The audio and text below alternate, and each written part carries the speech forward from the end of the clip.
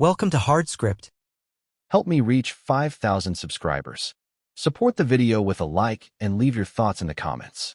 I walked into my own kitchen and heard my wife whisper through the thin wall, soft enough she thought I wouldn't catch it. No intimacy this week. Tell him you're tired. Her voice, then a deeper one, low and familiar, replied from the guest room we rented out. The room 10 feet from ours. The room occupied by our neighbor tenant, Travis. I stood there, keys still in my hand, listening to the quiet betrayal happening inside my own house. My name is Mark Dalton, 38 years old, network security specialist. I work from home, surrounded by screens, data streams, and a routine that keeps the noise of the world out. I'm methodical. I'm steady. And until that moment, I thought my marriage was, too. My wife, Emily, is a barista at Starbucks. She's warmth and chatter, always moving, always improvising life as she goes. And somewhere between my quiet and her chaos, we stopped meeting in the same room. But hearing her whisper about avoiding me while Travis answered her like they were a couple hiding from a parent, that wasn't chaos. That was a decision. I didn't say a word. Just walked to the fridge, grabbed a bottle of water from Costco, and set it on the counter with a calmness that didn't match the cold pressure in my chest. Their voices went silent behind the door. I didn't knock. Didn't ask. Didn't flinch. Silence can be its own kind of weapon when you've spent your life listening to systems fail long before anyone else hears the alarm. That night, Emily handed me my dinner, smiling too brightly, asking about my day like nothing was cracking under our feet. I watched her talk with the same training I use when analyzing breach patterns. Micro delays, nervous hands, a sentence cut short every time Travis's footsteps crossed the hallway. She thought she was being subtle. She wasn't. I didn't confront her. I didn't raise my voice. I simply pulled out my laptop, logged into the home network I built from scratch, and checked the device list. His phone had auto-connected again. A stupid mistake. A predictable one. I moved through the digital logs like a surgeon. Connection times. Door camera triggers. A pattern aligning perfectly with the nights she claimed she was closing late at Starbucks. Facts over feelings. That's how I'm wired. Before bed, she whispered goodnight and reached to touch my arm. I stepped back like it was reflex. Maybe it was. Her eyes flickered with something between confusion and fear. She asked if something was wrong. I told her everything was fine. But in my head, one sentence repeated itself with the same clarity as code compiling clean. No intimacy this week. Then there's no place for you to live this week. And I already knew exactly how quietly I was going to dismantle the life she thought she controlled. I didn't need to yell. I just needed to proceed. The next morning, I woke up before Emily. I'd barely slept, but my mind was steady, sharp, almost calm. People think devastation feels like chaos. For me, it felt like clarity. Cold, structured clarity. I made coffee in silence while she showered, the sound of running water covering the tremor in her breathing. She knew something was shifting. She just didn't know how fast. While she got ready for her shift at Starbucks, I sat at my desk and pulled up the network logs again. Not out of obsession, but confirmation. Every breach leaves a trace, even emotional ones. The pattern repeated cleanly across 3 weeks, each timestamp stacking into a timeline that told the truth better than she ever would. Travis leaving his room at midnight. Emily sneaking down the hall. 2 phones disconnected from Wi-Fi at the same minute. Reconnecting an hour later. I didn't judge the morality, just the data. Before she left, she paused by the door like she wanted to say something. Instead, she muttered that she'd be home late and disappeared into the driveway, heading toward her Chevy Silverado, the one she'd bought last year, because she liked how it made her feel grounded. I watched the truck pull away, taillights shrinking, and waited until the street was quiet. Then I began step 1.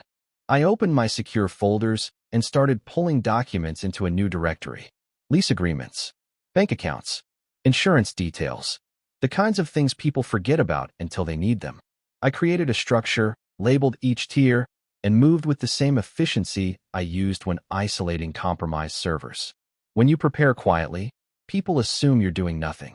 At noon, Travis finally emerged, thinking I was in a meeting.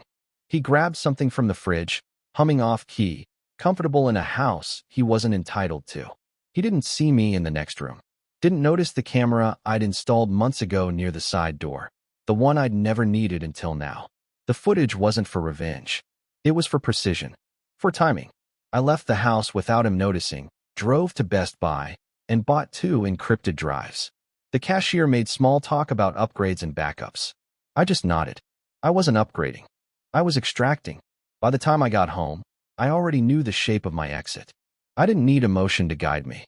I had architecture, a sequence, a planned collapse. Emily came home late, smelling like burnt espresso and someone else's cologne.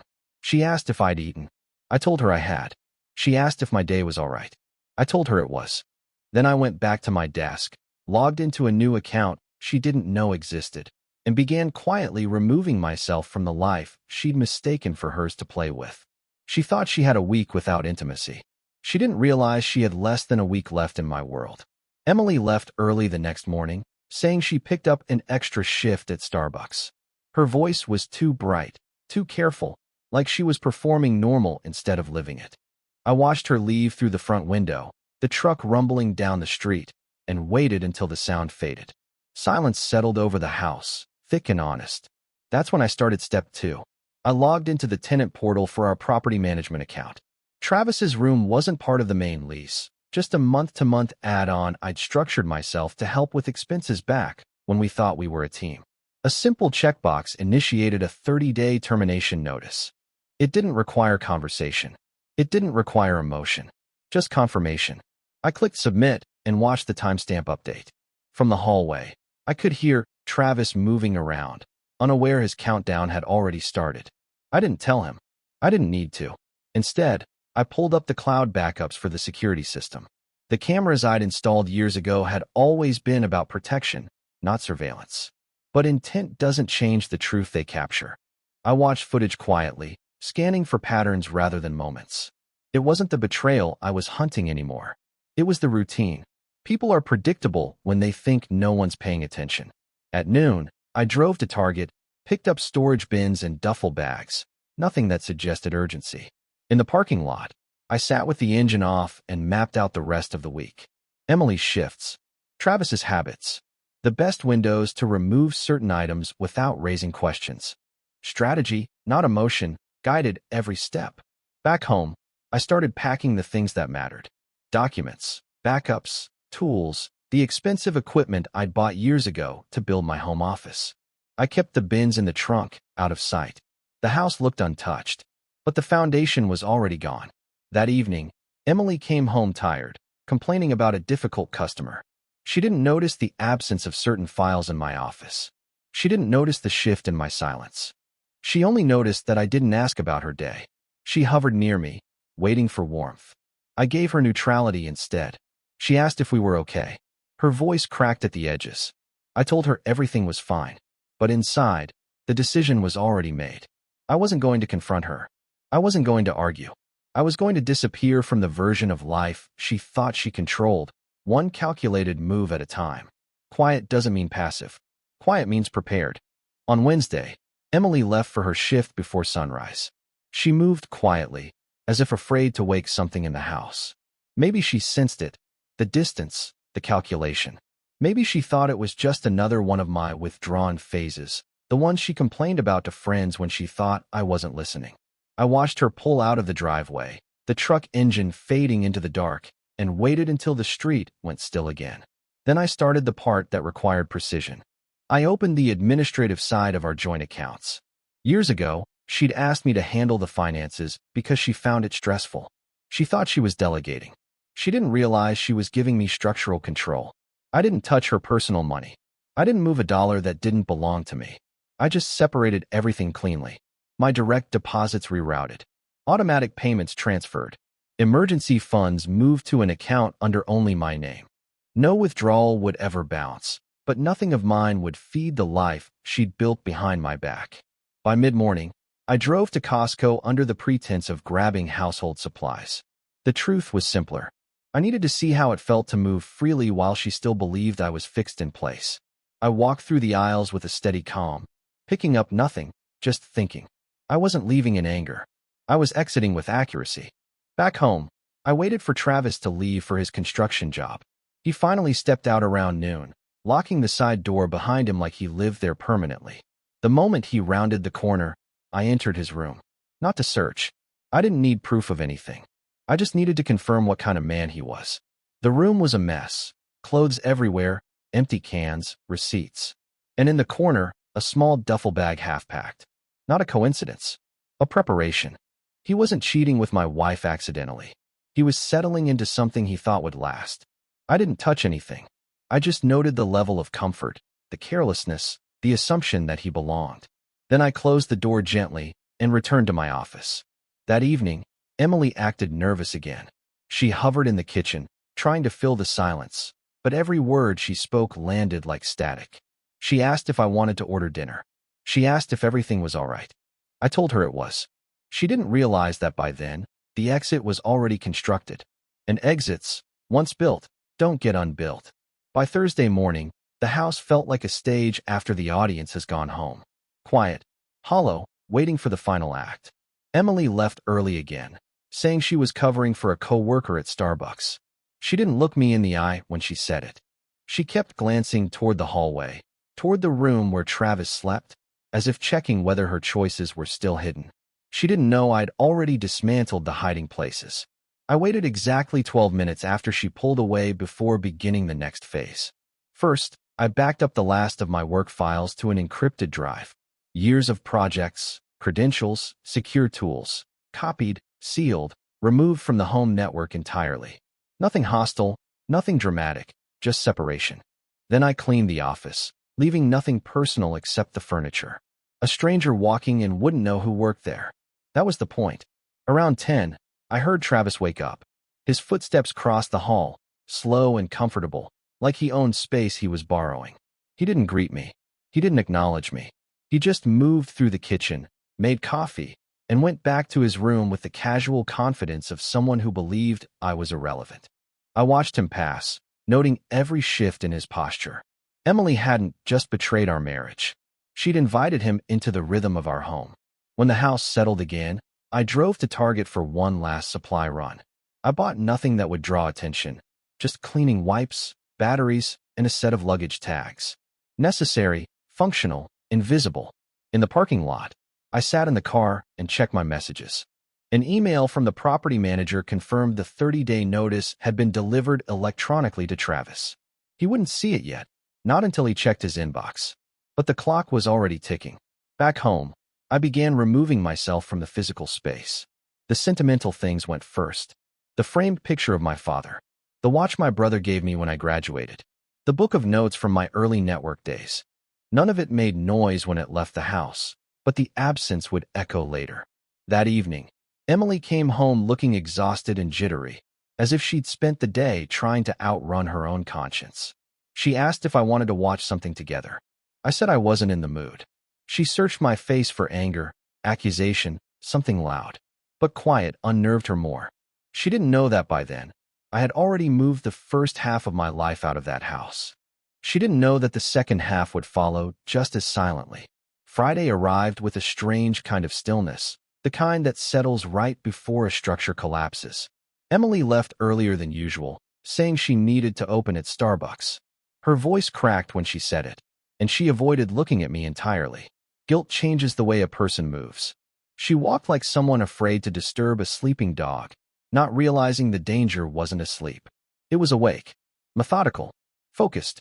The moment her truck disappeared around the corner, I put the final phase into motion.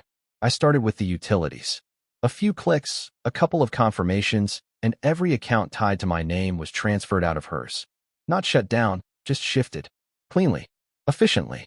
Like rerouting network traffic around a compromised node. Nothing that would get her in trouble, but everything that ensured my life no longer ran through hers. By mid-morning, I opened the footage from the previous night. I hadn't planned to, but something told me to check. Travis leaving her room at 2:17 a.m., shirtless, heading to the kitchen. Emily slipping back into our bedroom at 2:22 a.m., moving quietly, guilt making her slow and careful. She rested on the edge of the bed like she was waiting to see if I'd wake up. I stayed still. She sighed, whispered a shaky apology to a man she thought was sleeping, and laid down with her back to me. I didn't feel rage. I felt confirmation. Around noon, I took the packed bins from the trunk and drove them to a short-term storage unit across town, the kind with climate control and electronic gate access. When the attendant asked if I needed help unloading, I told him I had it handled. He looked at the equipment cases and nodded with professional curiosity. I'd always known how to move quietly. Now I was doing it at scale. When I returned home, Travis's door was open. He was on the phone, laughing about weekend plans, talking like someone who believed he still had weeks of comfort ahead. He didn't notice me pass by, didn't consider that the person he was undermining was standing close enough to hear every word. That evening, Emily tried again to draw me into conversation. She lingered in the kitchen, telling me about a customer who had complained about the wrong drink order. I listened without really hearing. She asked if something was wrong. I told her I was just tired. She didn't know the truth wasn't about fatigue. It was about timing. By then, every piece of my exit had been removed from her reach. And the only thing left was the moment she would finally see the door closing, quietly, decisively, and without negotiation. Saturday began the way quiet storms do, without warning, without noise, just a shift in the air that tells you something is about to break. Emily didn't work that morning. She stayed home, moving around the kitchen like she was trying to restart a machine that had already shut down. She asked if I wanted breakfast. I said I wasn't hungry. She laughed nervously at nothing. The silence between us wasn't new, but for the first time, she felt it. Around 9, she said she was going to run errands, maybe swing by Target. Her voice was trembling just enough for me to hear the fear underneath. She hadn't figured out what was happening, but she sensed something was slipping. She mentioned that Travis would be out for most of the day, almost too casually, like she was trying to control the narrative. I nodded. She left without finishing her coffee. The moment the door shut, I pulled up the tenant portal again. Travis had seen the notice around midnight. His signature acknowledgement came through at 12:58 a.m. The system timestamp glared back with perfect precision. He hadn't mentioned it to Emily. Predictable. People who build their comfort on other people's silence don't volunteer the moment the ground shifts. By late morning, I finished clearing out the last of the equipment in my office. Every cable, every hard drive, every piece of tech that mattered. The room looked like an empty shell, the kind you find after tenants move out. Fitting. I stepped into the hallway and noticed Emily had forgotten her Starbucks apron on the hook. A small thing, but symbolic. She'd always leave pieces of herself scattered everywhere, assuming I'd pick them up. Keys, schedules, problems, guilt. That era had already ended. She just hadn't realized yet. Around noon, I heard Travis leave. He moved fast, probably after seeing the notice and realizing his living arrangement had evaporated overnight. He didn't knock on my door. Didn't try to talk. Just left with a duffel bag and a confused kind of panic in his walk. Good. One variable removed. When Emily returned that afternoon, she walked into the office and froze. She didn't say anything. She didn't need to. The empty space spoke louder than anything I could have said. She looked at me with wide, questioning eyes, waiting for an explanation, for anger, for accusations. But I wasn't giving her any of that. I told her I was reorganizing some things. Nothing more. The lie landed like a stone in water, straight down, no ripples. It didn't soothe her. It didn't clarify anything. It simply reminded her she no longer understood the structure of the world she lived in. That evening, she hovered close, trying every small gesture she used to rely on. A soft touch on my arm, a quiet laugh, the kind of light apology she used when she'd forgotten something unimportant. None of it landed. She went to bed early. I stayed up, preparing the final sequence of the exit. She thought Saturday was quiet. She didn't know Sunday would be the collapse. Sunday morning arrived like a system reboot, quiet, absolute, and irreversible. Emily woke before me, which almost never happened.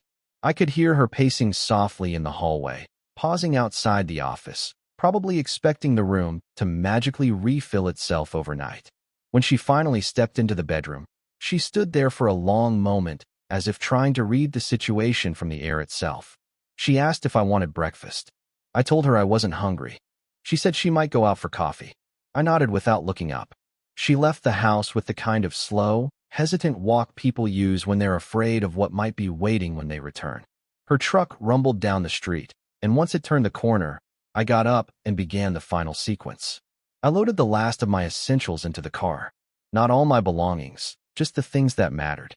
People think leaving means emptying an entire life into boxes.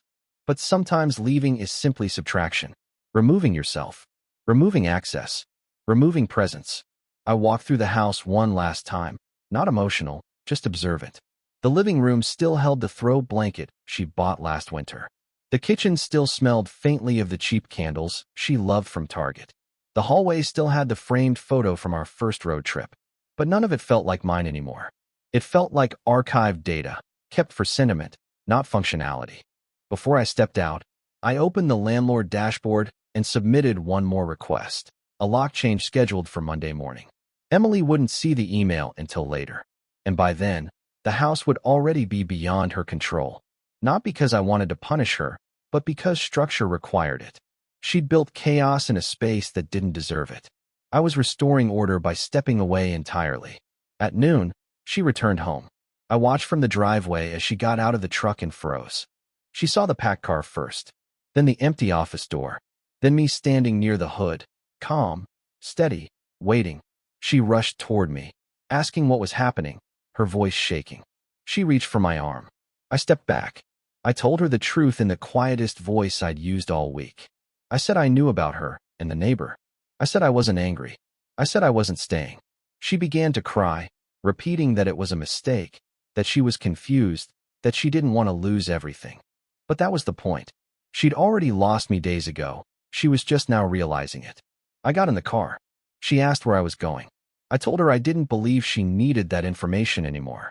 And I drove away while she stood in the driveway, small and shaking, finally understanding that silence can close a door louder than any slam ever could. I didn't drive far that Sunday, just enough distance to let the house shrink in the rearview mirror to watch it become a shape instead of a place. I stopped at a small motel on the edge of town, paid for a week in cash, and carried my bags inside without looking back. The room smelled like old air conditioning and cheap detergent, but it was quiet, and quiet was all I needed. I sat on the bed, opened my laptop, and finalized the last structural changes. Mail forwarding set. Two-factor authentication updated. Emergency contacts adjusted. Every point of vulnerability sealed. Not to protect myself from her, but to protect myself from the version of me who had tolerated the slow erosion of his own boundaries for years. She had taken advantage of my silence. She just never understood that silence was also the place I rebuilt. By early afternoon, my phone started vibrating. First Emily, then her messages, long, scattered, frantic. She said she was confused. She said she panicked. She said she didn't know why I was doing this. Then, as the truth started catching up to her, she shifted. She said we could fix it. She said she'd make Travis leave. She said she'd do anything to talk. I didn't respond. Not out of cruelty, but clarity. Words wouldn't undo a pattern. They never had. 2 hours later, Travis called. That surprised me. His voice was low, uncertain, asking if I'd seen the notice, asking if Emily was all right, asking if there was something he should know. I ended the call without answering. Some people don't deserve explanations. They deserve the consequences they built with their own hands. Around dinner time, I drove to Costco for a rotisserie chicken and a bottle of water, the kind of meal I'd eaten dozens of times without thinking. But that evening, something about the ordinary simplicity of it grounded me. I didn't need chaos. I didn't need confrontation. I just needed distance. Back at the motel, I finally opened the last message Emily had sent. A photo of our living room, lights dimmed, her apology typed beneath it. She said she felt like the house was collapsing. She said she didn't know how to fix what she'd broken. She was right about one thing. The house was collapsing, but not because of me. Because she'd built a life on a lie and expected it to hold my weight. As I shut off the lights and lay back, I felt no anger, no triumph. Just the calm after a breach has been contained. Tomorrow would be the final step. The quiet ending she never saw coming. I woke up Monday before sunrise, the motel room still and cold, the world outside not yet moving. The final day always feels like this in my line of work, right before a compromise system is fully isolated. Calm. Precise. I packed my things methodically, double-checked the drives in my backpack, and stepped into the morning air without hesitation. Before heading anywhere near the house, I stopped at a small cafe and drank my coffee slowly, watching the street come alive. My phone buzzed nonstop. Emily calling, texting, leaving voicemails that spiraled from apology to panic to silence. I didn't open a single one. My decision had been made long before she realized there was a decision to fear. At 9 sharp, I drove to the storage unit and picked up the last bin I'd left there. The attendant recognized me from earlier in the week and nodded politely. I carried the container to the car, set it in the back, and closed the trunk with a finality that felt almost ceremonial. Then I drove to the house. Emily must have been waiting by the window, because she burst onto the porch the moment I pulled into the driveway. Her face told the whole story. Red eyes, sleepless night, confusion blending with desperation. She rushed toward me, asking if we could talk, saying she would explain everything, insisting she didn't want our marriage to end. I let her speak, and when she finally quieted, I told her the truth with the same stillness I'd used all week. I said I had already moved out. I said everything with my name on it had been transferred. I said I wasn't coming back. Her legs buckled at that, and she sat heavily on the porch step like someone whose world just split in half. She asked if I hated her. I told her no. Hate requires energy. I didn't have any left for her. She asked if I loved her. I told her love doesn't look like living 10 feet away from betrayal. She sobbed harder, reaching for my arm. I stepped back the same way I had the first night. Before leaving, I handed her a plain envelope. Inside was the clean breakdown of the transition, what belonged to her, what belonged to me, what had already been settled. No anger, no threats, just structure. She asked where I was going now. I told her I didn't know her a destination. When I turned to leave, the quiet between us was absolute. She stayed on the porch, small and shaking, realizing the silence she had once dismissed had finally taken everything with it. As I pulled away, passing the street where Travis used to park, I felt the weight lift from my chest. Some men fight back loud. Some rebuild their entire lives in silence, one calculated step at a time. I didn't raise my voice once. And still, the world she built collapsed exactly on schedule. Support the channel by liking, commenting, and subscribing. I promise even more interesting stories.